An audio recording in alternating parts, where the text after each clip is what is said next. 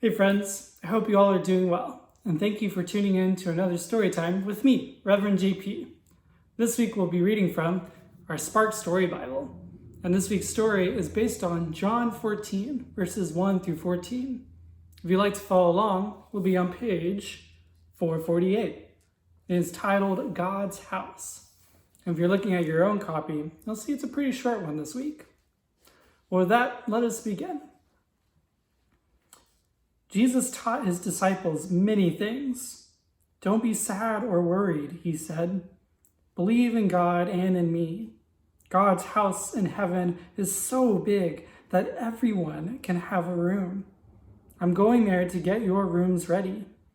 Later, I'll come back to take you to God's house, and you know the way to where I'm going. Thomas and Philip looked confused.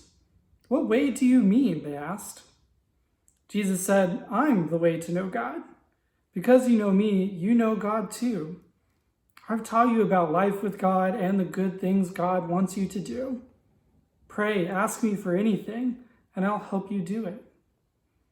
Thomas and Philip smiled.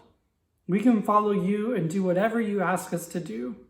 You are our way to heaven. We can live in God's house too. All right. Told you guys it was a short one. So we've got, looks like Philip and Thomas here in the corner. And what are they doing? Looks like they're dreaming about God's house, thinking about what it could look like. How about you all? What do you think God's house looks like?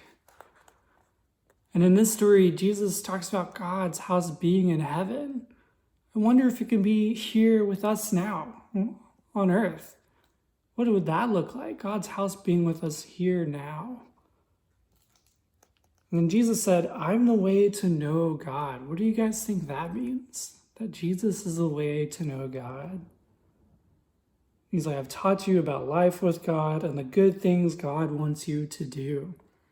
What are some of those things that God has taught us, Jesus has taught us to do?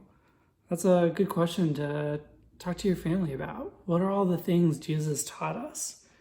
My project for you this week, my little takeaway is to choose at least one of those things that Jesus has taught us to do and do that together as a family this week. You can think about Jesus taught us how to pray, Jesus taught us to love, Jesus taught us to share and teach and heal. What might all that look like today? And which one of those will you guys choose? I'd love to hear it. If you choose one, please share it with me. But for now, that is it for this week. I hope to see you all next week with yet another story time with me, Reverend JP. Until then, peace be with you.